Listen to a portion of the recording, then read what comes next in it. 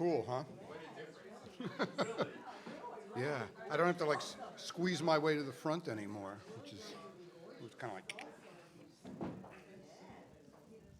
Is this a super old building? Super old building? Yeah. Yeah, it's gone through a lot of changes and 19th century, yeah. And this expansion, they're almost finished with it. Yeah. So, this is kind of like the home base for the journal. Okay, everybody, I think we're going to start, and whoever wanders in will be as amazed as us at this new expanded space that we have. I told Jay, our guest today, that he has the honor of being the first person to guest in this new space. I told him it wouldn't necessarily be as meaningful to him as it is for many of us, but nevertheless. Okay, so I recognize most of you here, but for those of you who don't know me, I'm Dick Pullman, and I teach here in the journalism program and freelance about politics on a number of places, including The Atlantic now and WHYY News. And one of my big obsessions, of course, is what brings us here today and what propelled me to invite Jay, which is, how should journalism conduct itself in an age when it feels like it's under enormous attack and is compelled to cover somebody who does not play by the old rules. And before we get to that, I just want to mention also the last event that I'm sorry, I want to apologize for anybody who might have shown up a few weeks ago when I was supposed to be hosting Metro columnist Helen Ubinis from the Philadelphia Inquirer, who got stuck overnight in Denver or somewhere like that on a plane and couldn't make it back. So we got the word out, but apparently not to everybody. My apologies. Yeah, it was going to be either outside or in the middle dining room. But anyway, the last event, this is Thursday, I think it's November 15th. Thursday, November 15th, I'm going to be hosting Washington Post columnist Dana Millbank, who many of you may read and know, and he's on TV a lot. He's a very funny guy, in addition to being a fervent opinion writer as well. And we're going to talk about a lot of the stuff we talk about today, but also I wanted to have him come right after the midterm elections so that we could also get maybe a sense of what might be happening afterwards. But in terms of today, I'm joined here this is Jay Rosen, as you know. He's a journalism professor at NYU, came down here to talk, and he also has been writing a blog. I don't even know if that word is still in fashion, but he writes a blog called PressThink, PressThink.org. He's been doing that for 15 years, and he deals a lot with the kind of stuff that we're going to be talking about today. So before I pose my first question, and you all will have a chance to have questions, please welcome Jay Rosen. Thank you. Thank you. The sort of cosmic question that I want to get to is how do we hold accountable someone who does not play by the rules of accountability? How does the press do it? Press in crisis.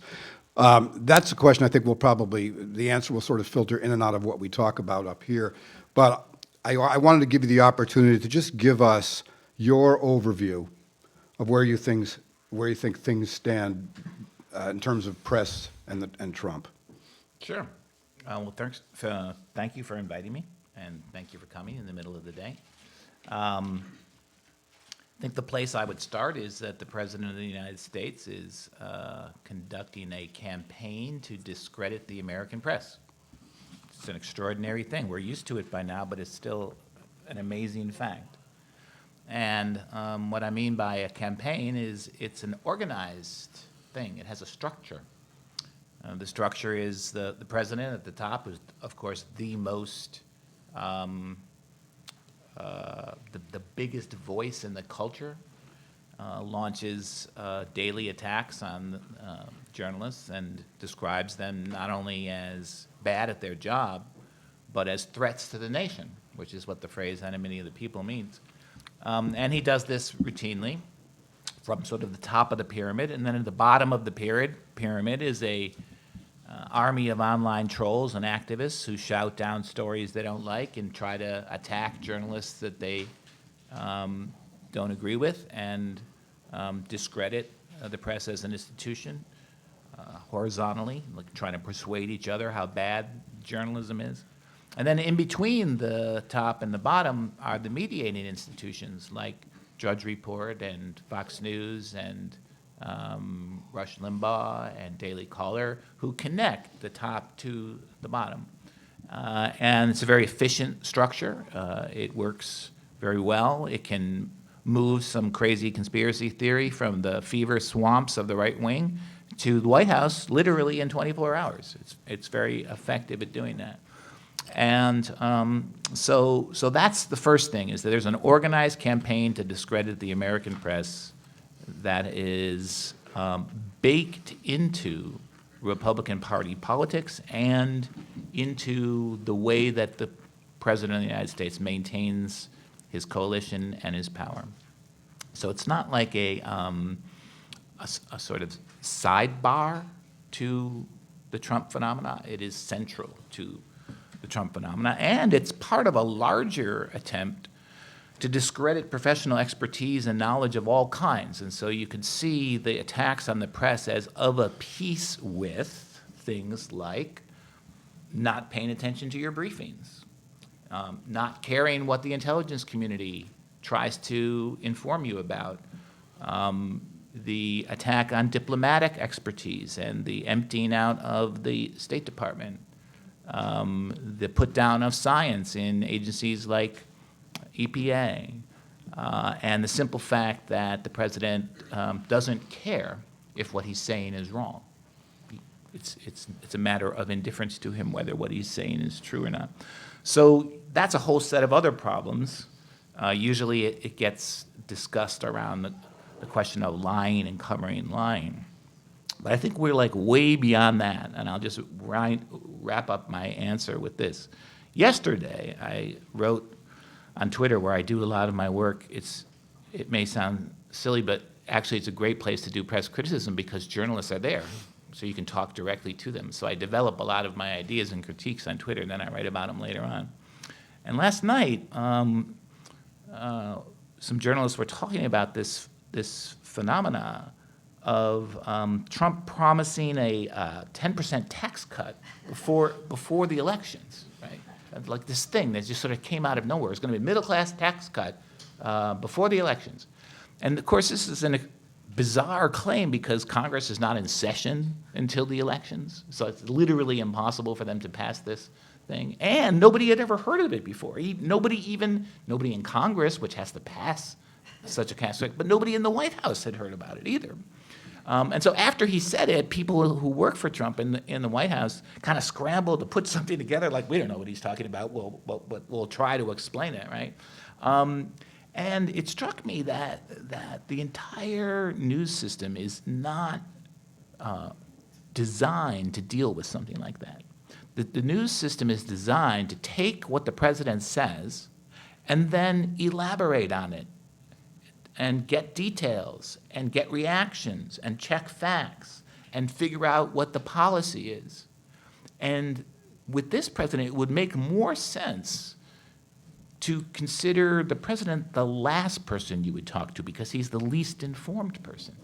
And he's the most likely to be wrong about what he's discussing. So this whole like system we have where journalists say, and they will say this even to this day, what the president says is news, is based on assumptions about how the president will behave that simply do not compute. They do not describe the world that we are in. So that's my pleasant overview of the subject. And it will only get more pleasant as Yeah, we go on. It's going to get cheerier, I can assure you. of that. You know, one of the things that I saw yesterday that I thought was another example of this is he's been talking for days about the caravan. Yeah, the that's caravan is very coming up. important. Yeah. And the whole thing he's been saying, the thing on Twitter about, you know, unknown Middle Easterners and and people in his echo chamber have been saying that 100 ISIS terrorists were arrested and all this kind of stuff. So when he was asked about it yesterday, I think this was at the White House. He was asked, the press asked him again yesterday, Yeah. square your assertion with what we know factually. Do you have any evidence? Yeah. And he said, there's no proof of anything, but there very well could be. Yeah. And, all right, and so Yeah. that's duly reported. Right. What was my question? Oh, all right, so here's my, okay, so my frustration is this. Let's, with a little historical perspective that you can, agree with or tweak if you want. In the 1950s, Senator Joe McCarthy was making all these wild charges. There's 50 communists in the State Department, there's 200, whatever. And the press's argument at the time, they didn't even do the fact-checking. Their argument at the time was, well, if a senator says it, it's news in and of itself. Mm-hmm. So we will put this on the front page. Joe McCarthy charged today. Never bothered to see the follow-up, whether there were actually these communists or not. So they didn't do the fact-checking because that was not considered to be objective news. So it was all just, senator said it, let's report it. All right, so we've gotten beyond that at least. Now it's like, all right, if someone like the president says some of these things, at least they're not replicating the Joe McCarthy model. They are fact-checking this kind of stuff. And, what's that's part of the press's job to fact-check. So I know you're not arguing we shouldn't fact-check. No. But obviously you're arguing for something beyond the fact-checking. Well, I'm observing that fact-checking is a method for holding the president accountable, but we have a president who overwhelms that method. That's what I'm saying. Sure, it's important to do, but it has proven to be ineffective. In this sense, Glenn Kessler, who is the Washington Post fact-checker, writes the column, The Fact-Checker, and he's been doing it for the longest at the Washington Post. He's made this observation many times that all presidents lie and distort and say things that aren't true, Democrat and Republican. But in the past, when they've been fact-checked and shown to be saying something that's untrue, they react, they change it. They stop saying it, or they alter the claim so that it kind of fits within what's verifiable. Because they believed, Democratic presidents and Republican presidents, that there was a cost to being factually wrong. You would lose credibility. You would tarnish the audience. You would seem powerless or sort of out to lunch in comparison to other people. The presidents don't want to do that, and it's just negative publicity, right? Which was thought to be a bad thing. But this president doesn't think that way about any of those things. Negative publicity is not necessarily a bad thing if your political method is to divide and get people angry at each other. Negative publicity actually helps in that polarization process, right? So what's different about Trump, according to Glenn Kessler, is that he can be fact-checked and he doesn't care.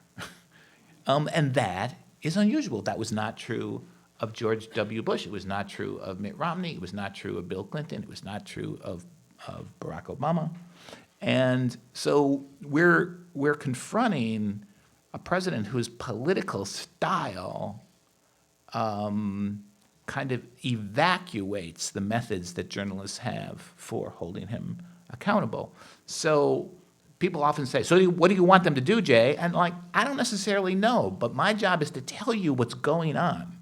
And the fact that I don't have an easy answer for the practice of journalists to this phenomena, that's not my fault. I'm just trying to tell you what's going on. You can handle it, right?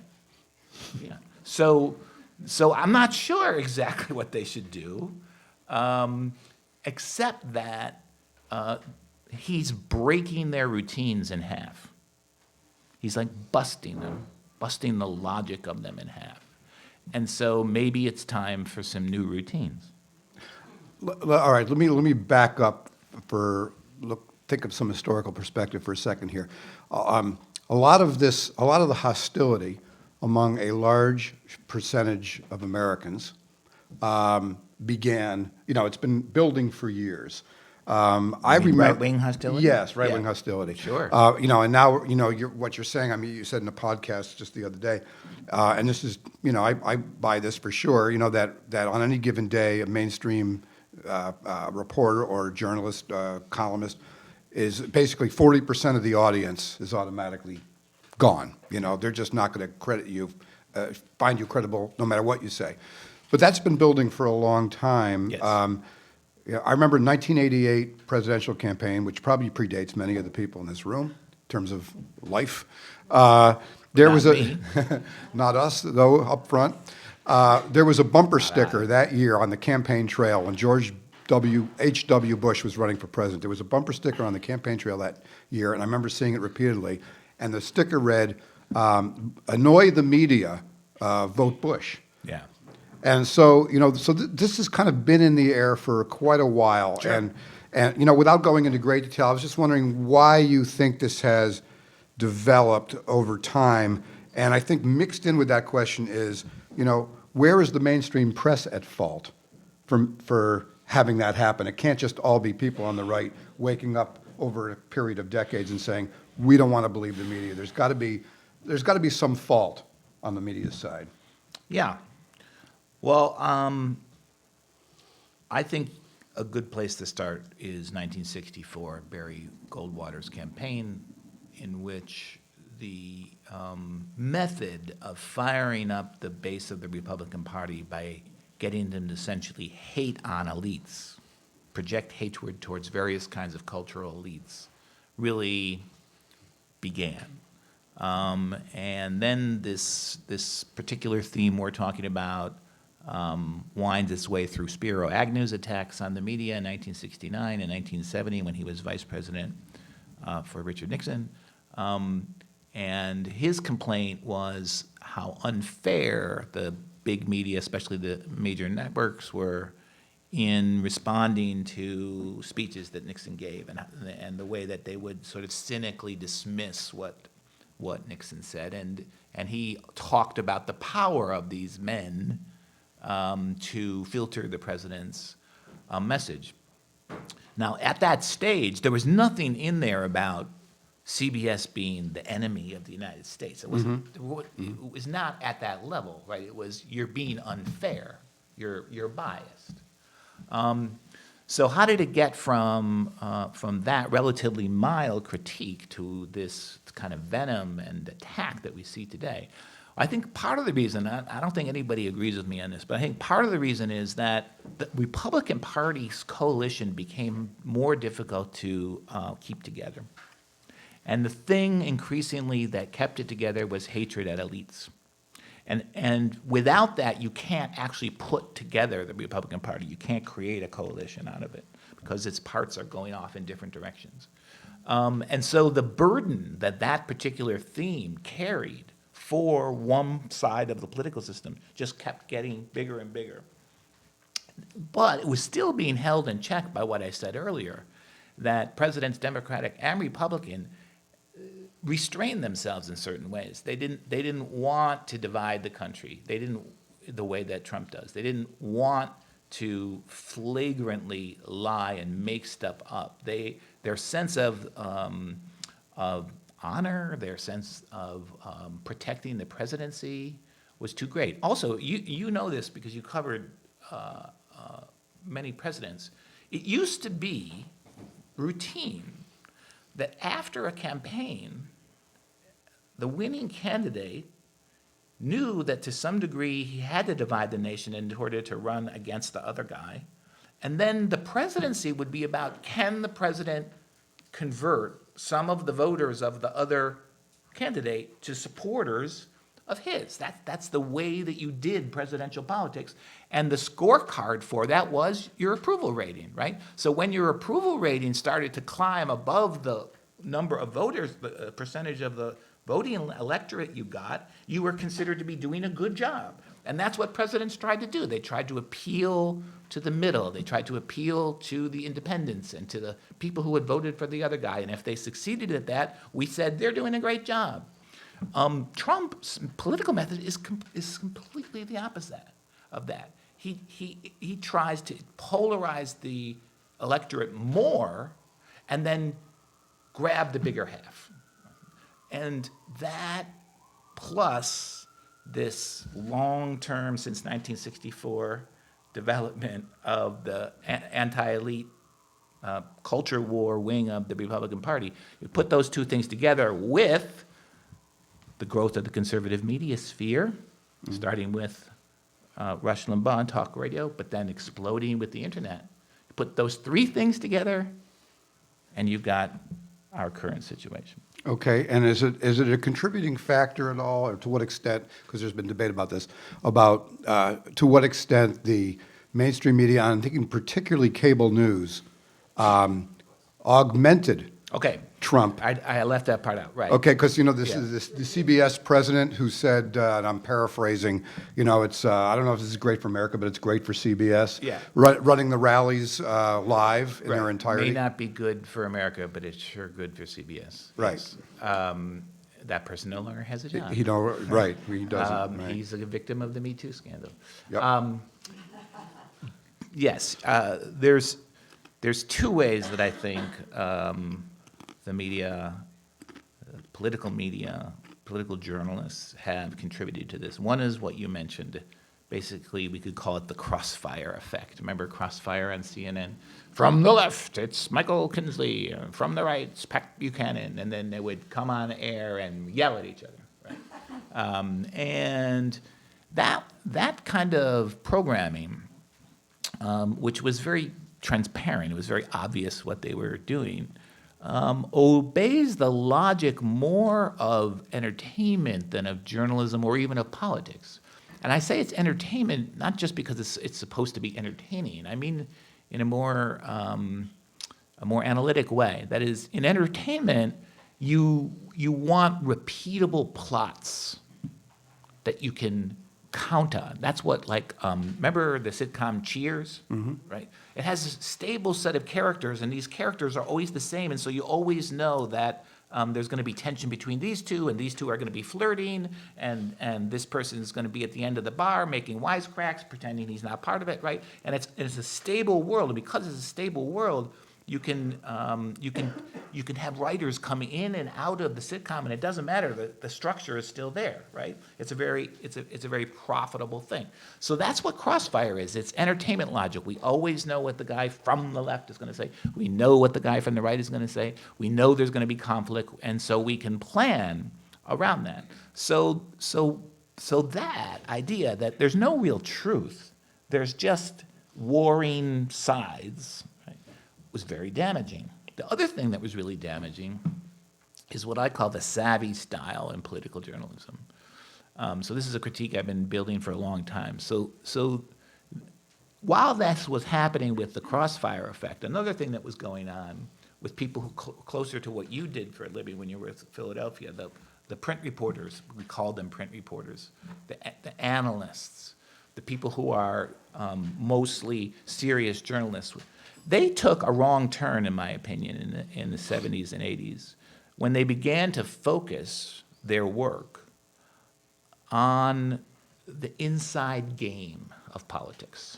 You know what I mean by that? The winners and the losers, the strategy of how different actors and coalitions were trying to appeal to the electorate, the consultants, the campaign managers, the managerial class of politics became sort of their reference point. And this kind of coverage in which people like yourselves, like us, you know, the readers, the viewers, the voters, are asked to get inside the heads of the strategists and look at the electorate the way they do, had a subtle effect of persuading Americans to look at other Americans as objects to be manipulated. And I think that was a very dangerous turn. I think it was a wrong turn. And I think it began to display journalism as something that was essentially trivial, essentially similar to, you know, those first 5 minutes in the sport, like a football game, where one of the announcers says to the other, "What do the Patriots have to do to win this game?" Right? That idea of reducing politics to sport, to game, to spectacle, to strategy, was, I think, one of the contributions that the press tribe made to this mess we're in. Well, yeah, and that's another way of, obviously, to create distance between yourself and the audience. If people are reading Yep. these pieces that are, talking about the manipulation of them, Right. then obviously they're not going to feel, connected to that kind of political. Yeah, and there's a really analysis. subtle problem in the strategy coverage. Here's the problem. Am I supposed to vote for the candidate with the best strategy for capturing my vote? You see what I mean? Like, it doesn't actually address the decision I have to make, right? To vote for the candidate with the best strategy? Doesn't make any sense. That's something for professionals in politics to be worried about, not something that you present to voters. And I think that really trivialized journalism and persuaded Americans that maybe they don't need to listen to these people.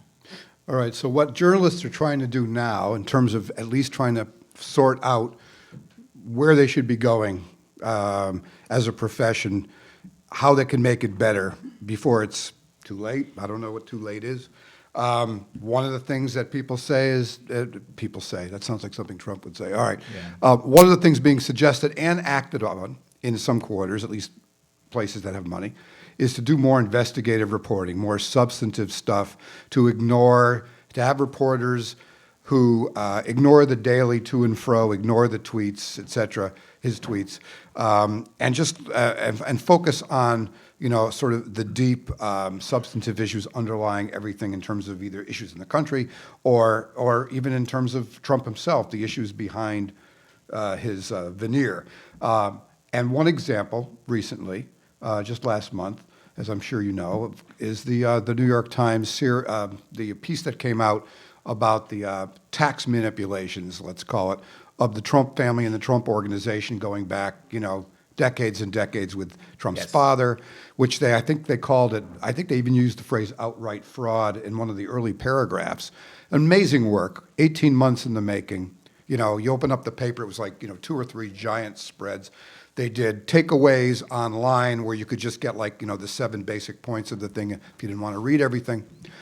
And then within days, poof, nobody was talking about it anymore, and he just goes on as if it never happened. Yeah. So there is a major substantive piece of journalism done with all of the bells and whistles that the profession rightly prides itself on, and it had no impact on the dialogue, nothing. Now I have my theories. I mean, it kind of plays into what we're talking about more generally, but I have my theories about why that happened, and I was curious whether you had any. And then I can throw mine at you. Okay.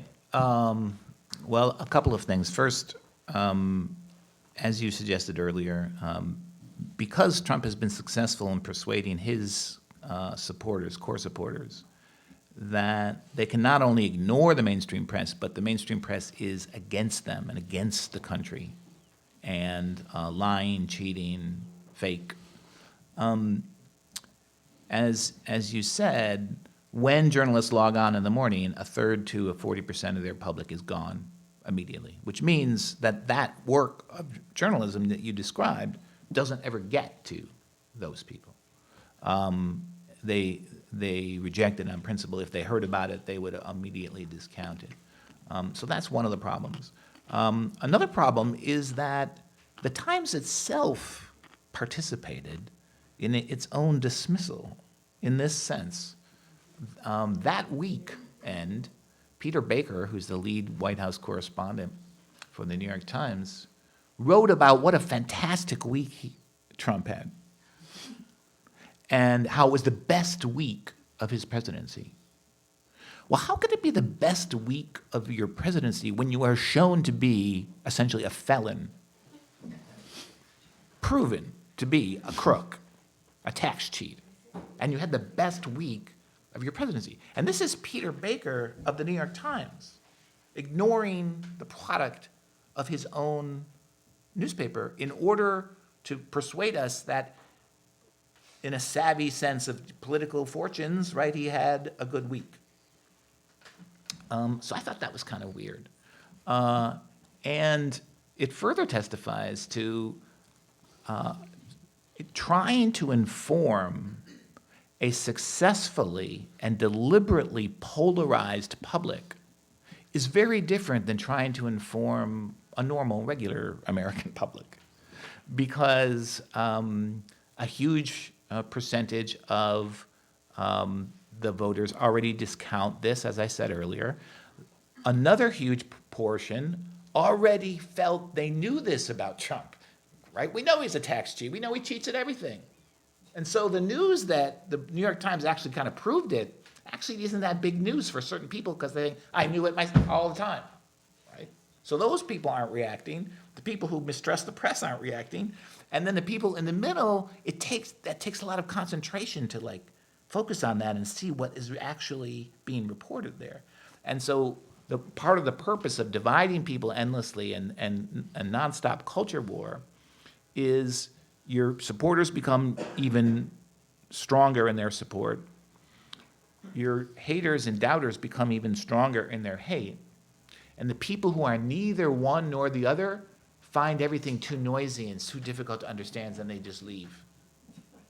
And that's the method. That is the method by which Trump is governing. Mm-hmm. So I think it's that. It's like assuming that that work is entering into a public that resembles prior American publics is a faulty assumption. Yeah, What's actually, your theory? No, those were the same. See, I had his theory. They were the same two theories, you know. Yeah. Half the public thinks, oh, he's a crook already, so we don't even need to read it. Right. And the other one's saying, well, we don't need to read it because we don't believe the Times.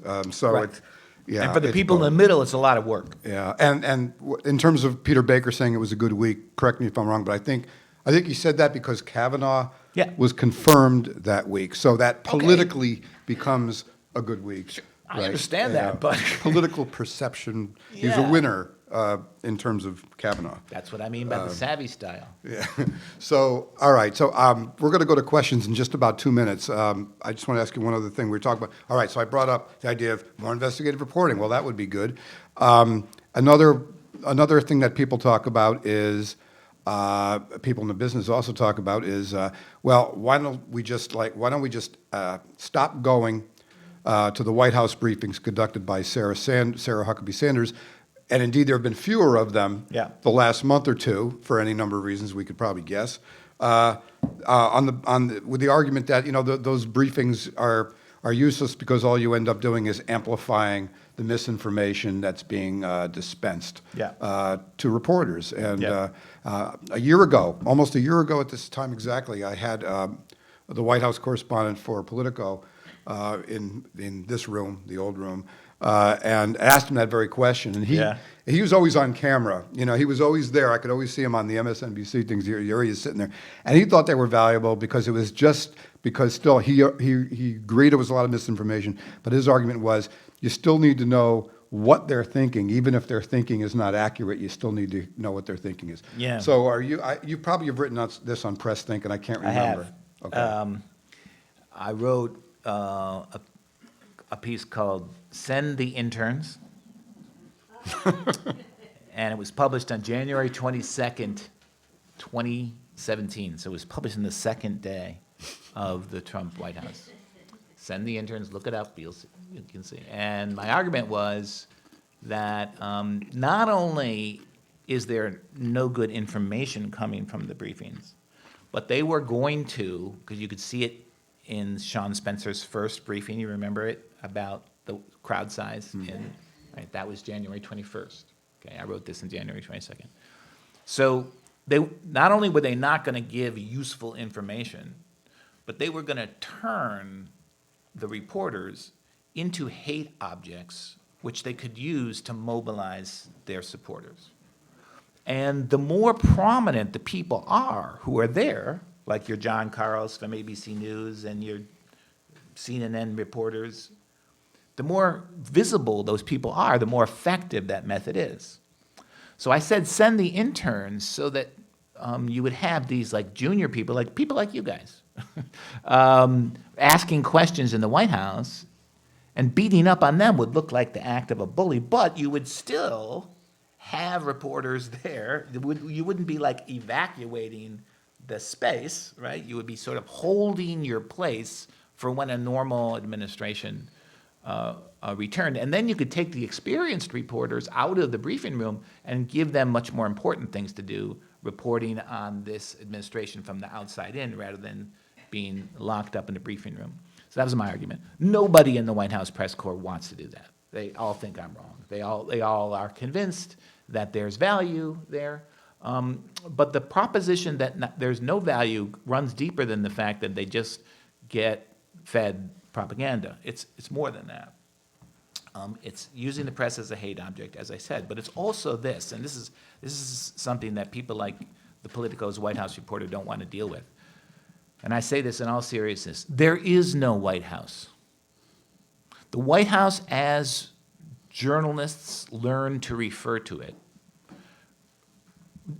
designated a certain kind of institution in which many people in 1600 Pennsylvania Avenue and in the executive office building next door elaborated on, carried out the president's will and wishes, and represented his mind, his thought, his priorities through endless and intricate acts of representation. That's what the press secretary was. The press secretary was somebody who could explain the president's thinking on a subject. Well, the way this administration works is nothing like that at all. The press secretary might say something and Trump the next minute would completely contradict it, and the White House doesn't consider that a problem. If it used to be, you may remember this, it used to be that if a representative of the president said something that was different than what the president said, the press would ask about it, and within 24 hours, usually less, the White House would repair the breach, and they would get their story straight so they would have a coherent message, because it was believed if you didn't have a coherent message, it showed you didn't know how to govern. You weren't in control of the White House. If you're not in control of the White House, how can you be leader of the free world or run the national economy? That was the thinking. Republican and Democratic White Houses all operated that way.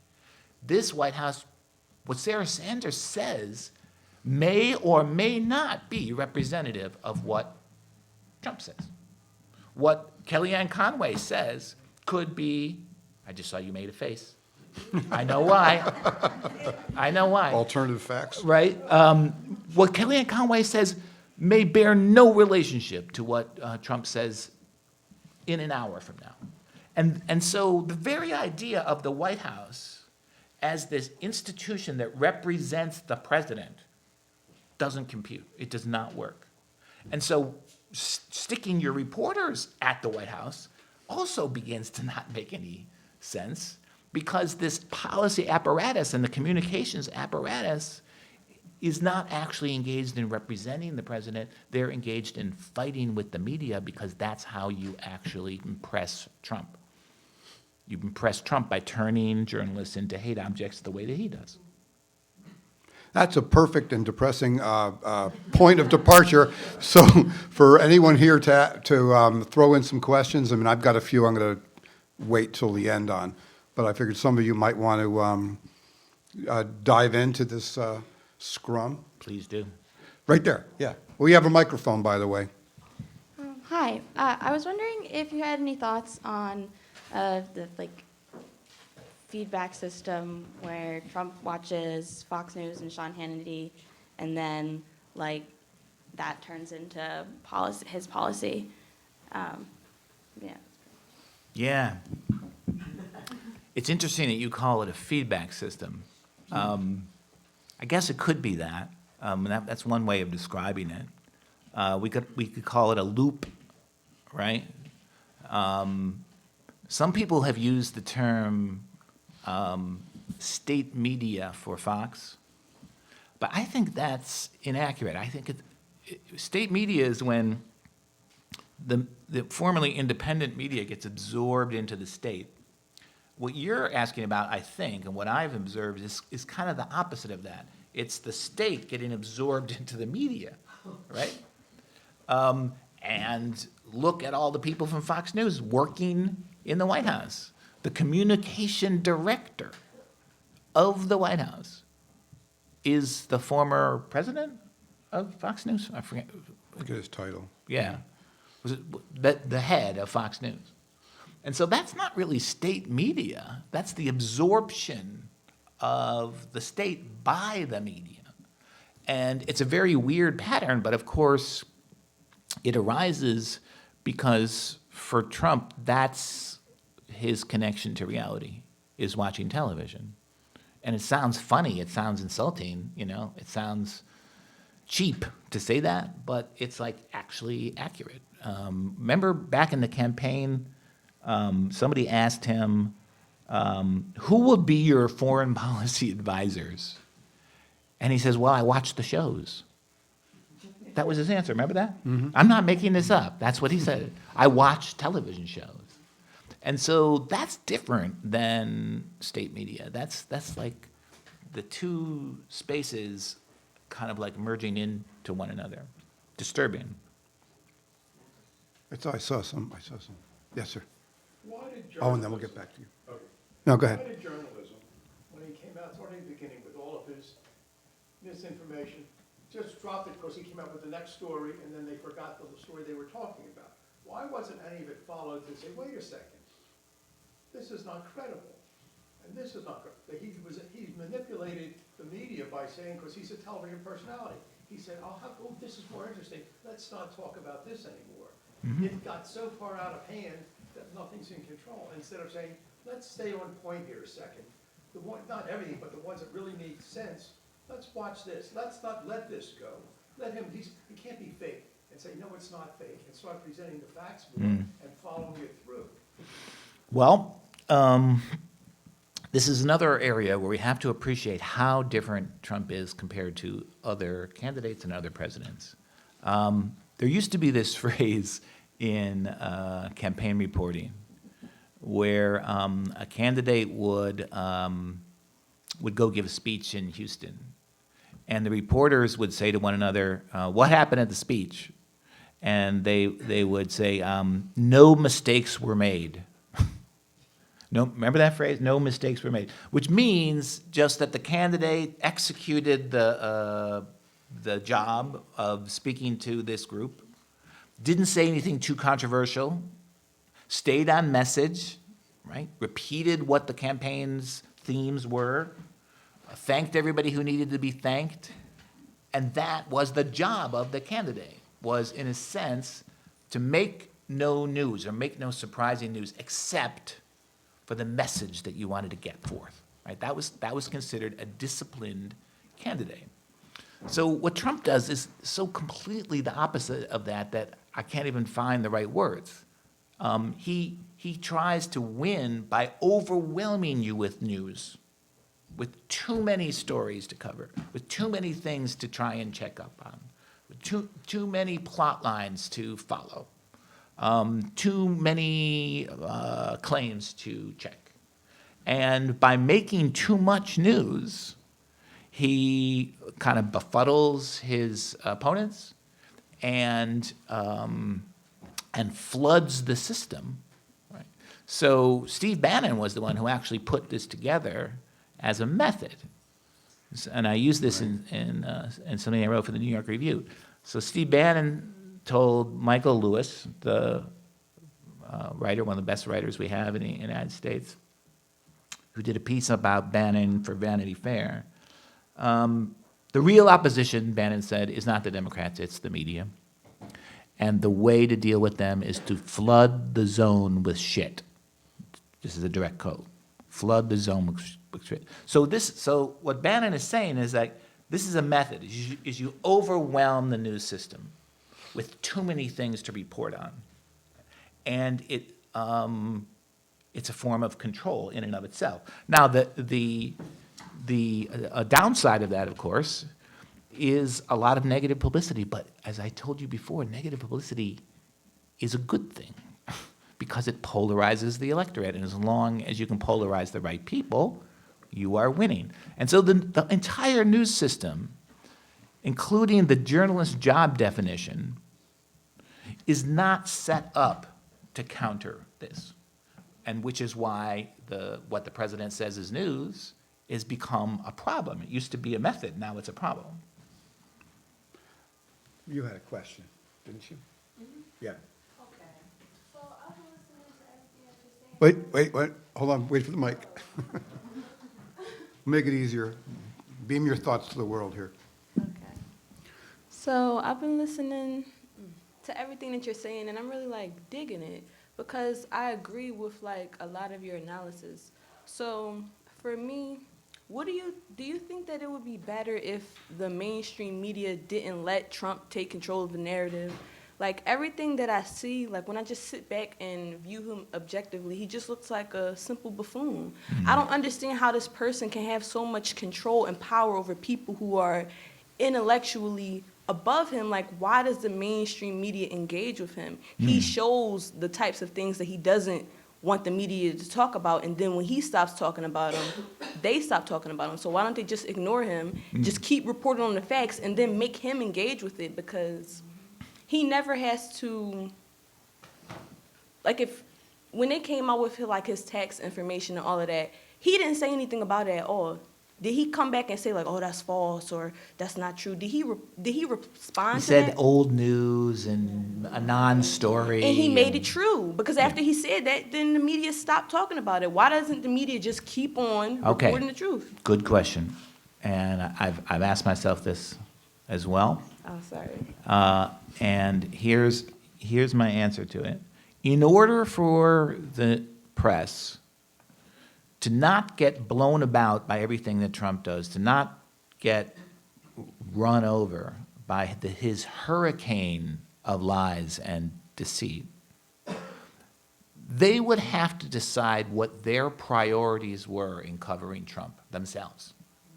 You have to have an anchor. And the only way that you can have an anchor in this situation is to say, whatever he says today, whatever comes out of his mouth that's false tomorrow, we're going to focus our reporting on these things because these are really the important things for the country. And we're going to stick to those things regardless of what's going on with Hurricane Trump.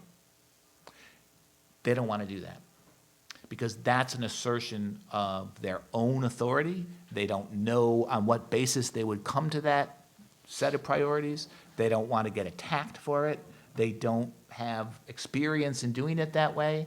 Instead, they follow the news. So as long as they're unwilling to hang on to key priorities in their coverage that they think are important to the country, if they're unwilling to come to that, announce it, stick to it, consult it, return to it, they will continue to get blown about by these tempests, which, as I've tried to explain to you, is a method of control. That's my answer. So they're not going to say, we're going to focus on health care or wage inequality or things, because they're also competing with each other, right? Right, and that's to the the extent other- that if somebody else may be reporting on what just happened 2 seconds ago, well, we don't want to be left behind. That's and there's more competition than ever also. Yep. There's a subtly insidious phrase that editors use sometimes in this situation. When one news organization has reported something, the editor will go to the reporter and say, "Why didn't we have this?" I used to get that. Yeah, why didn't we have this? Or even worse than that, the editor will say, "Can we match this? Can we match this?" Which means do the same report that this guy did, but for us, right? So that's consciously imitating one another, right? And it's that kind of thinking, why didn't we have this, can we match this, that creates pack journalism.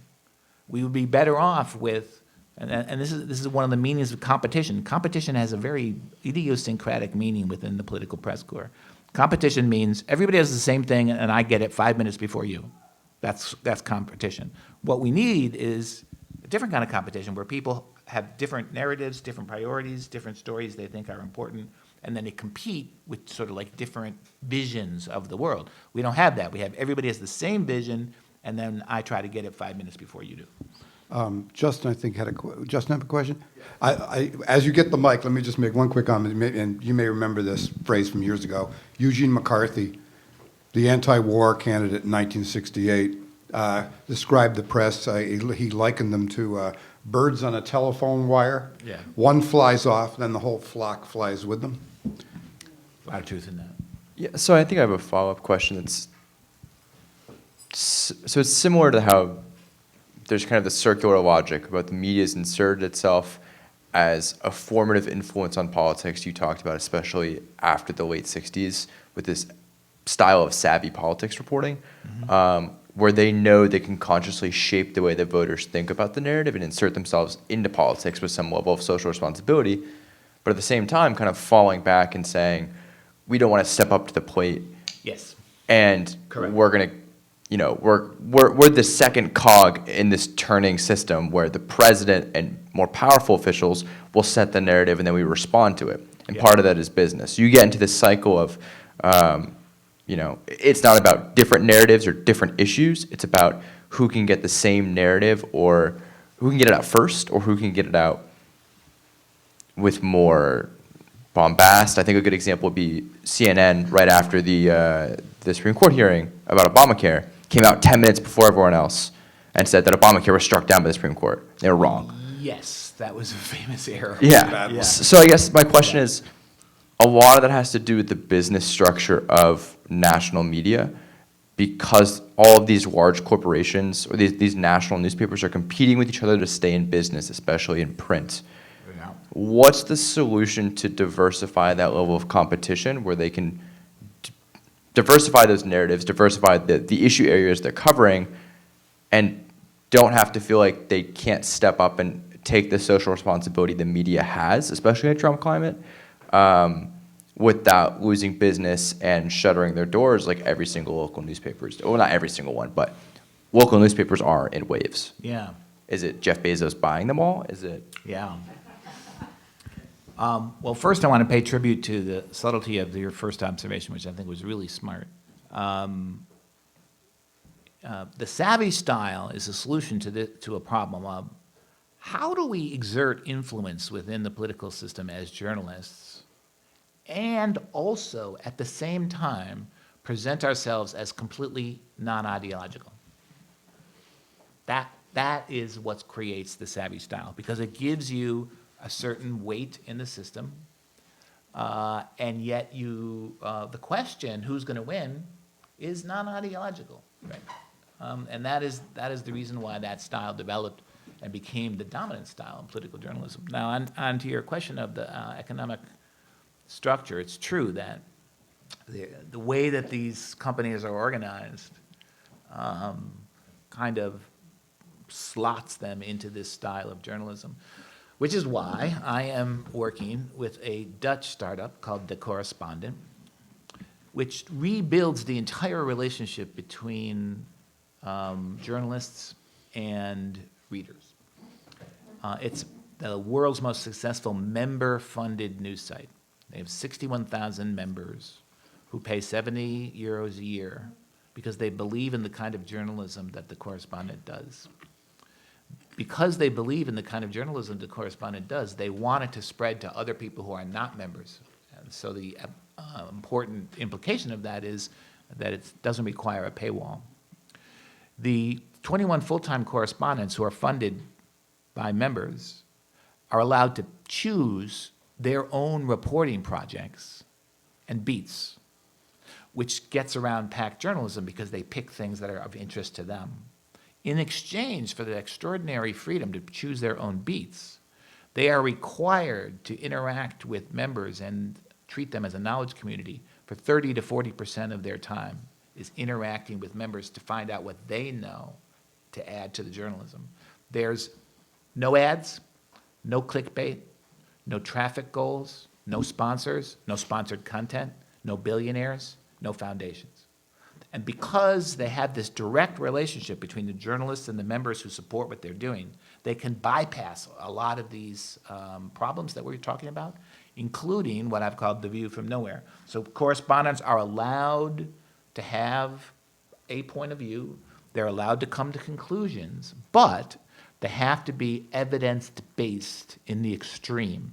They have to show that what they're saying can be proven. And if they change their minds, they have to explain that as well. So this model is working in the Netherlands, which is a different country, different culture. They want to expand to the United States, and I'm helping them because I believe in what they're doing. Now, that's not going to solve the problems that we talked about here, but after the 2016 election, when I was in a state of despair, as some of you might have been, I had to think of something constructive I could do, and so I started to work with this Dutch startup in the hopes that this model could bloom in the United States.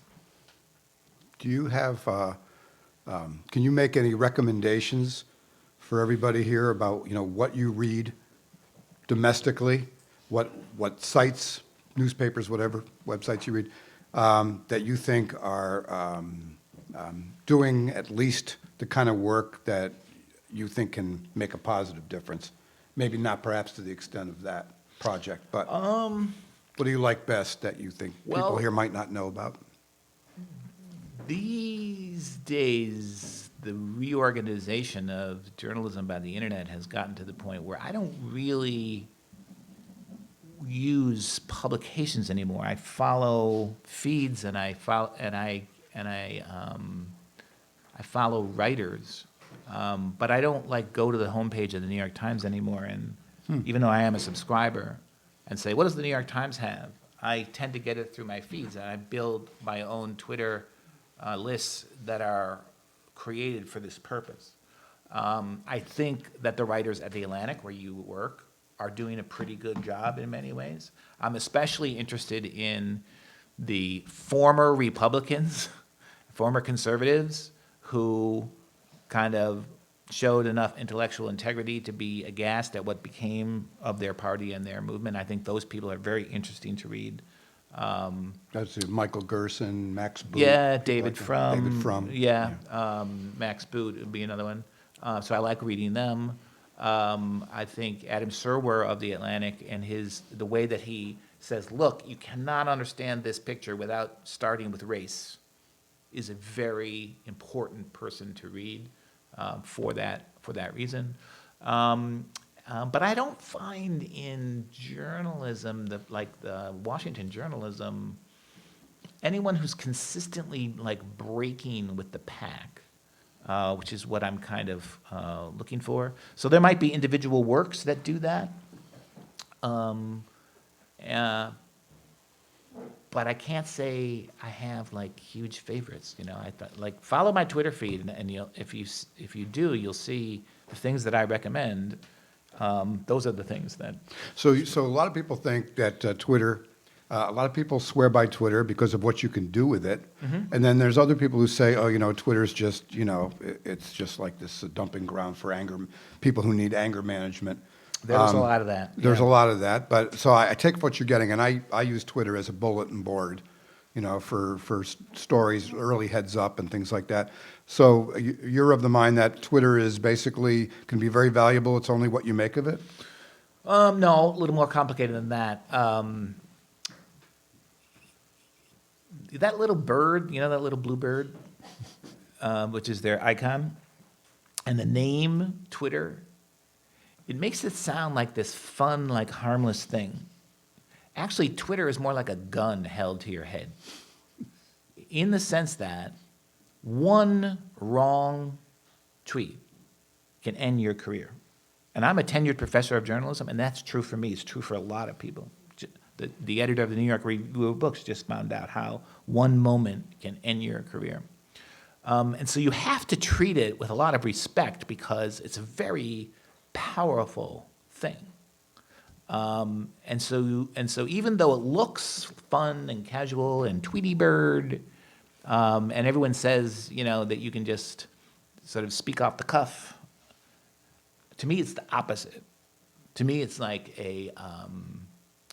it's like you're in a shooting gallery or something, and you've got to be incredibly disciplined to use it for good.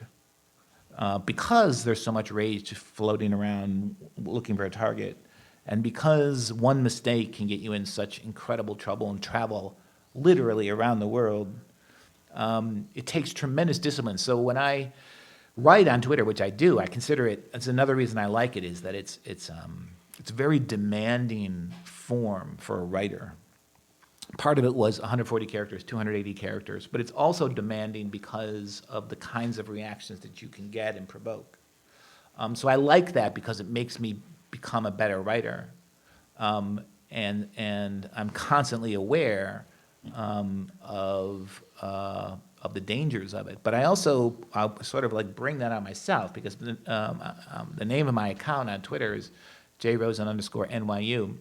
So I put my institution into my name because I want it to be a professional product. It's like what I think as a professor of journalism, as a critic, as an academic. It's not, you can never find out like what I'm having for lunch or even where I am unless somebody else like posts a picture of, Jay was at Penn today.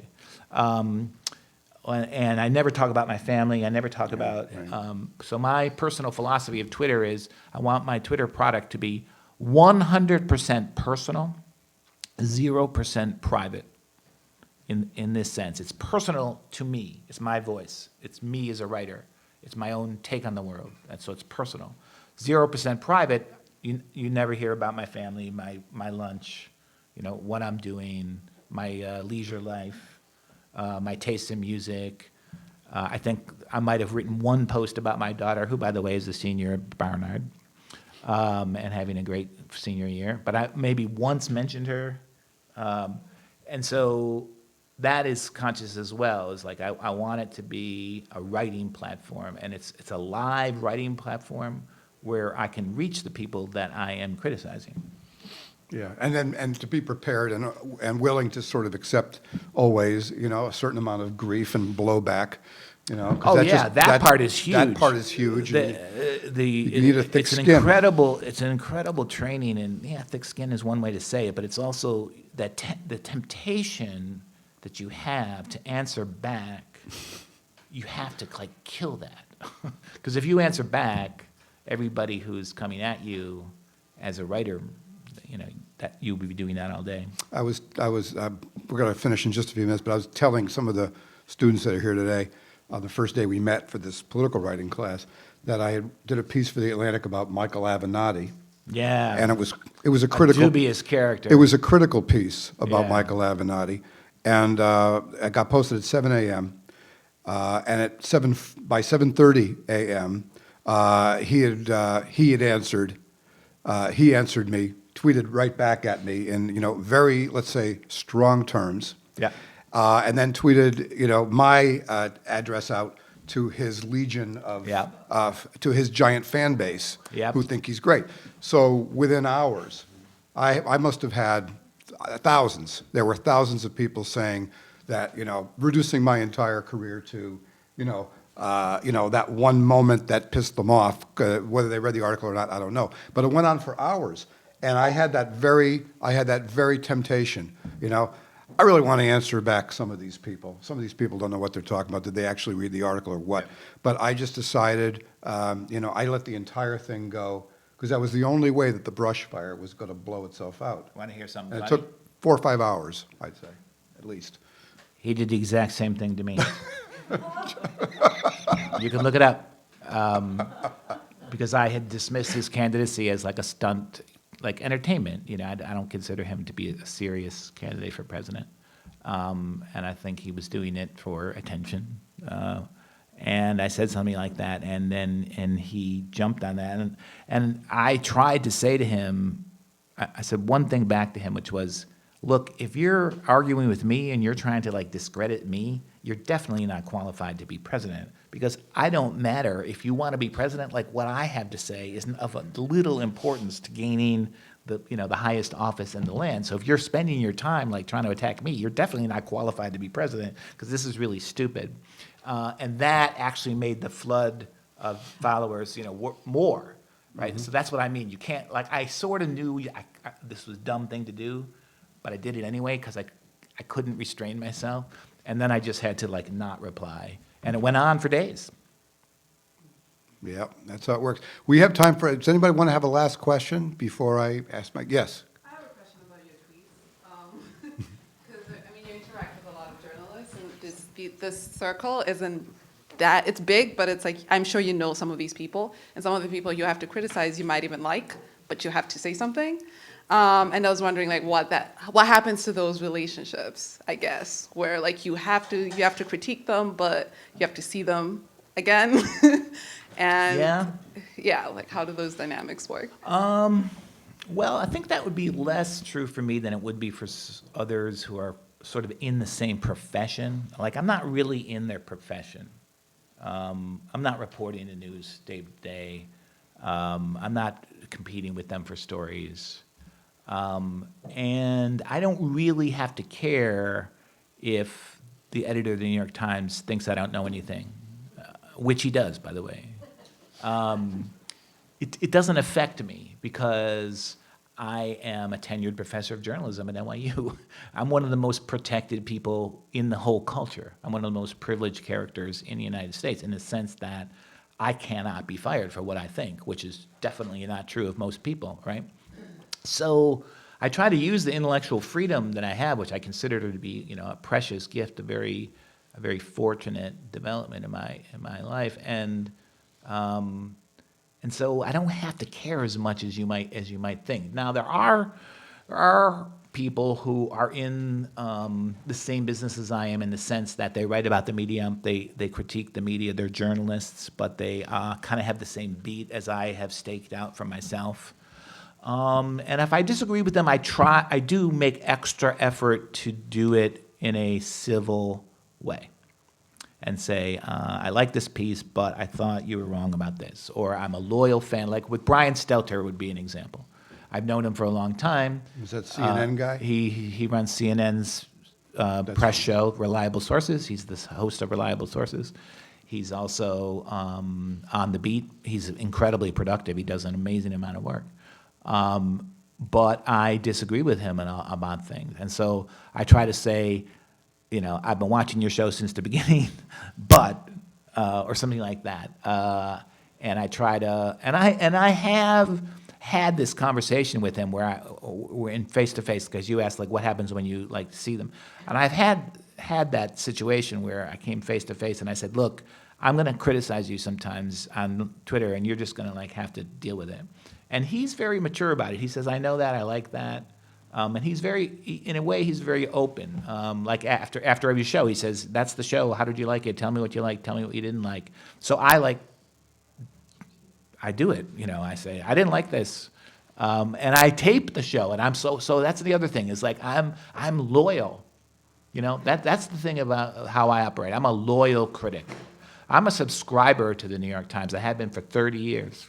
I consider myself a loyalist.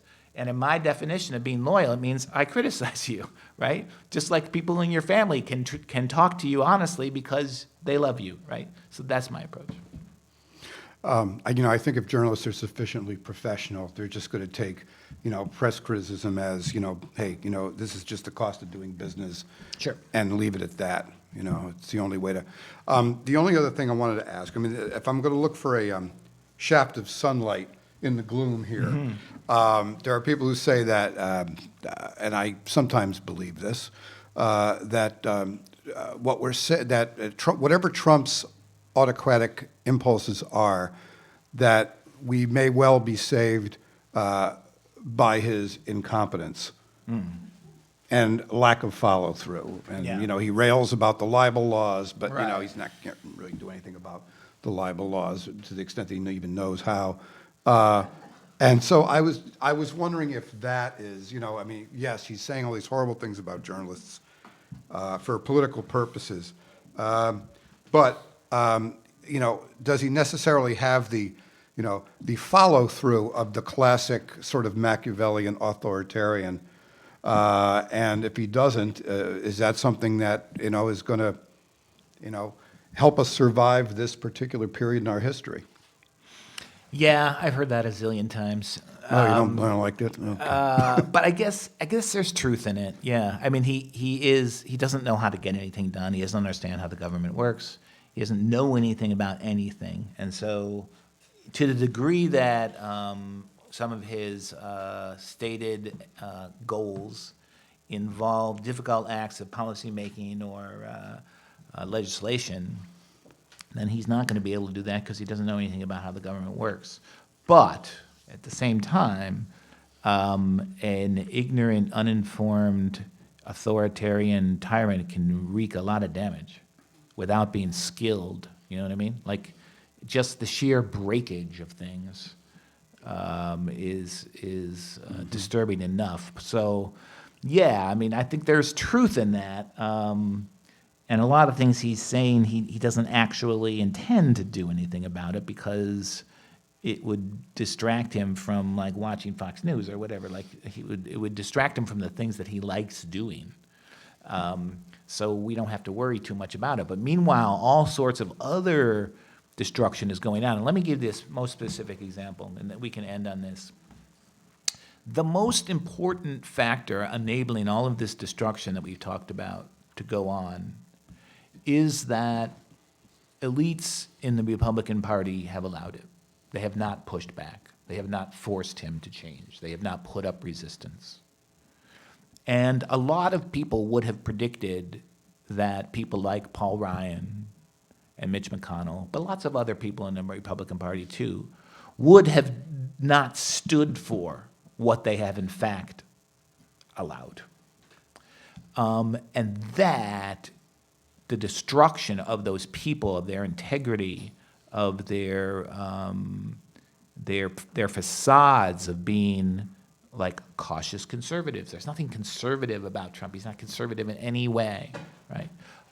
The fact that they would sort of trade in everything they believed for a few, victories like tax cuts and Kavanaugh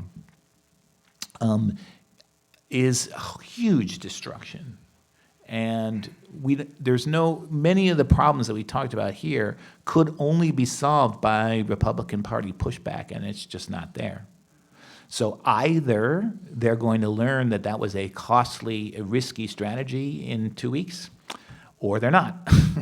And if they don't, then it's going to be even worse. And so in that context, the fact that he's incompetent is not really a lot of solace. Mm-hmm. I think that's a good way to end, and I think your ultimate message there is vote. Yes. Vote in 13 days, because we're at a crossroads here, folks. Thanks, everybody, let's give Jay a hand for coming down from New York.